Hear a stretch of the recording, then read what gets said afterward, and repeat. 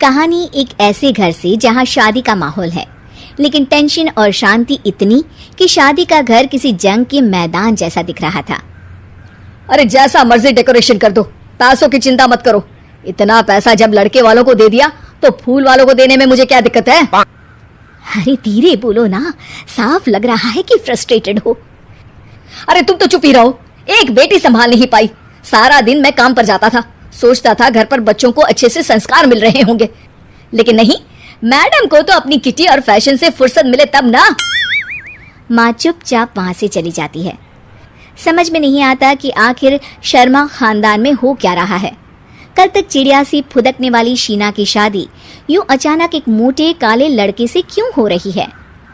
शीना कमरे में हाथ में गुड़िया लिए बोलती है, मेरे साथ जो हो रहा है ठीक हो रहा है। तुम तो सब जानती हो, साहिल मेरे लिए भगवान है। अब जब वो ही नहीं मिला तो फिर कोई भी हो, जिंदगी ही तो जीनी है, जी लेंगे। बाहर शीना की बुआ किसी से बात करती है। अरे मोटा नहीं, उसे तो खाते पीते घर का कहते हैं। अब ओबेरॉय का नाम भी किसी को बताने वाली बात है। उनका इकलौता लड़का तो करोड़ों की सामी तो है ही। अरे हमारी शीना बिटिया तो रानी बनेगी, रानी। इन सब के बीच कहीं कोने पर शीना हाथ में मेहंदी सजाए बैठी थी और आंखों में आंसू सजाए। और वो समय भी आ जाता है जब शीना मंडप के नीचे हाथ में वरमाला लिए खड़ी होती है, लेकिन तभी अफरा तफरी मच जाती है। कोई कहता है, अरे लड़के की माँ को हार्ट अटैक आ गया। अरे अच्छी खासी थी, कैसे हो गया?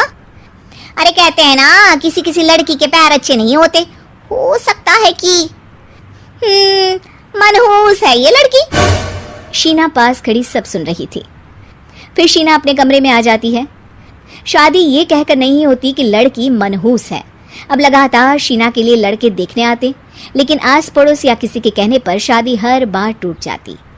लेकिन एक दिन, अंकल, मैं काफी दिनों से आपसे मिलने की कोशिश कर रहा था, लेकिन हिम्मत नहीं हो पा रही थी। अरे बेटा, हिम्मत तो हमारी टूटी पड़ी है। वैसे कौन हो तुम? मेरा नाम साहिल है अंकल।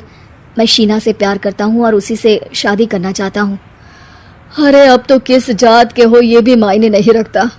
बेटा, मेरी बेटी मनहूस है। ये सब कहते हैं कि इसीलिए उसकी शादी नहीं हो पा रही। अगर तुम शादी करने को तैयार हो तो ठीक है। शीना की शादी साहिल से हो जाती है। अगले दिन साहिल की माँ का देहांत हो जाता है और एक बार फिर लोग शीना को अपशकुनी कहने लगते हैं। अरे खा गई दीदी को ये। अरे क्या जरूरत थी साहिल किसी मनहूस को घर लाने की? पर बुआ, माँ की तो तबीयत पिछले कई साल से खराब थी। डॉक्टर्स ने जवाब दे दिया था। क्या पता ये भी उनका सौभाग्य हो कि वो बहू का मुंह देख पाई। अरे बहू का मुंह देख पाई, या ये कह लो कि बहू का मुंह देखते ही स्वर्ग लोक सिधार गई। खैर, हमें क्या, घर तुम्हारा है, हम तो चले। अब शीना को खुद पर ही शक होने लगता है कि कहीं सच में वो अपशकुनी तो नहीं। साहिल, हम दोनों की शादी नहीं हुई होती तो अच्छा था। देखो ना, कैसे पहले मेरी शादी टूटती थी और अब तुम्हारी माँ भी। अरे ऐसा कुछ नहीं होता शीना, अपशकुनी वगैरह कुछ नहीं होता। ये सब तो ईश्वर के खेल हैं। वो शादी तुम्हारी इसलिए टूट गई क्योंकि तुमको मेरी पत्नी बनाना था, और माँ का जाना तो तय था। वो काफी बुजुर्ग थी, साथ ही एक ऐसी बीमारी से जूझ रही थी जिसमें डॉक्टर्स भी उन्हें नहीं बचा पाते। शीना साहिल की बात सुनकर तसल्ली कर लेती है और वहां से चली जाती है। अगले दिन, शीना, अरे ओ शीना। क्या हुआ? उफ, कहीं फिर मेरी वजह से कोई नुकसान? अरे नहीं नहीं शीना, तुम जानती हो, जिस प्रॉपर्टी के केस को हम बरसों से लड़ रहे थे उस पर फैसला आ गया, वो भी हमारे हक में। अब हम करोड़पति हो गए शीना। शीना शांत रहती है। अरे क्या हुआ? करोड़ पत्नी बनकर तुमको खुशी नहीं हुई? शीना की आंखों में पानी आ जाता है। चलिए जी, कुछ तो अच्छा हुआ मेरी जिंदगी में आकर आपके साथ।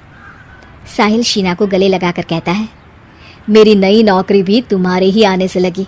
ये प्रॉपर्टी का केस जीता, सब कुछ तो तुम्हारे आने के बाद ही हुआ। फिर तुम मनहूस कैसे?